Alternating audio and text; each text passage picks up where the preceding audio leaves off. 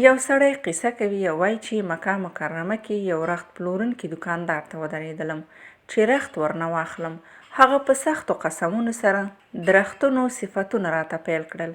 نو ورنه روان شوم، سودا مې ورنه ونه کړه. ما له داسې قسم خواره سودا په کار نه ده او لاړم له بل دوکانداره مې سودا واخیستله.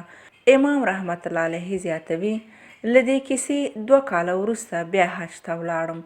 د سودا لپاره چې بازار ته ووتلم، هماغه دوکاندار ته ودرېدلم او رخت مې ورنه وغوښت. خو دوکاندار چوپه خوله و، نه یې د رختونو صفتونه کول او نه یې قسمونه خوړل. ورته ومې ویل زه 2 کاله مخکې درته راغلی وم، تا د خپلو رختونو صفتونه او قسمونه راته کول، اوس ولې داسې خاموش ناست یې؟ دوکاندار راته وویل زما یوه ښځه وه، که کور ته به مې کم شی وروړ سپک به یې ګڼه، که ډېر شی به مې وروړل کم به یې بلل. نو الله ماته وخت راکړ، هغه ښځه مې مړه شوه او بلې سره مې واده وکړ. نو کله چې سهار بازار ته راوتلم، هغې له جامو کلک ونیولم او راته ویې ویل وسړیه، الله نه وویرېږه، پر موږ حرام مه خوره، که موږ ته لږ شی راوړې ډېر به یې ګڼو، او که هېڅ شی هم رانه وړې موږ په وړیو ورېښلو مرسته درسره کوو.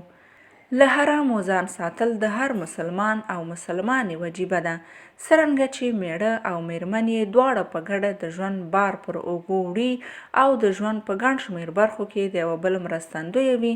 پر دواړو لازمه ده چې د حلالې روزۍ ترلاسه کولو کې هم دواړه د یو بل مرستندوی واوسي. زموږ په ټولنه کې عموماً ګټندویه سړی وي.